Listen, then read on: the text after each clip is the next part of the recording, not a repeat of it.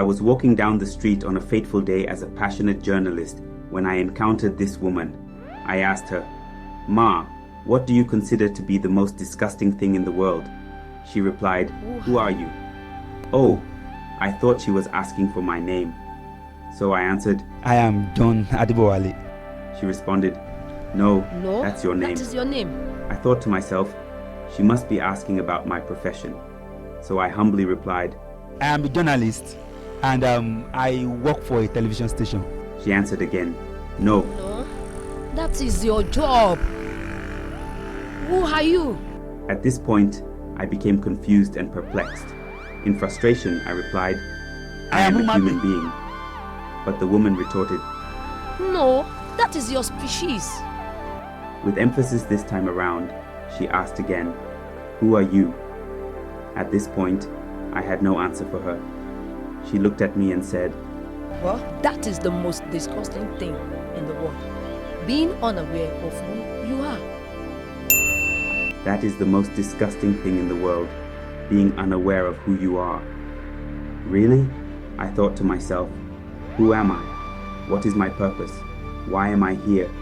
What exactly is my assignment on planet Earth? But I found no answer to these questions. Have you ever paused to ask yourself, who am I really?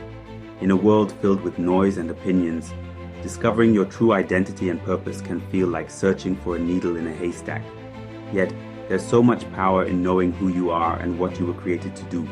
One biblical figure who epitomizes this clarity is John the Baptist. First, his parents. They knew the kind of child they were raising. They recognized the divine calling upon his life.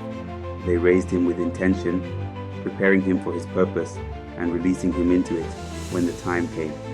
This speaks volumes about the role of parents in nurturing identity and purpose without becoming an obstacle to their child's destiny. John himself discovered his purpose early.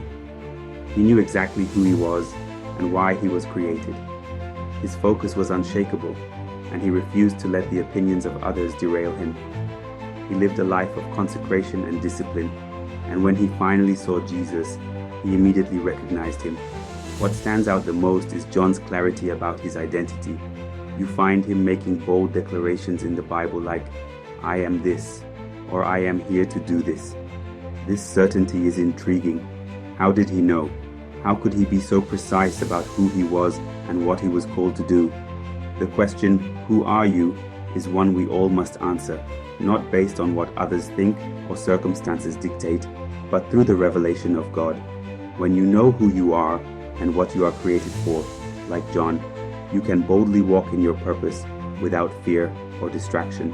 If you refuse to discover your purpose and walk in it, those who have discovered theirs may use you to fulfill theirs.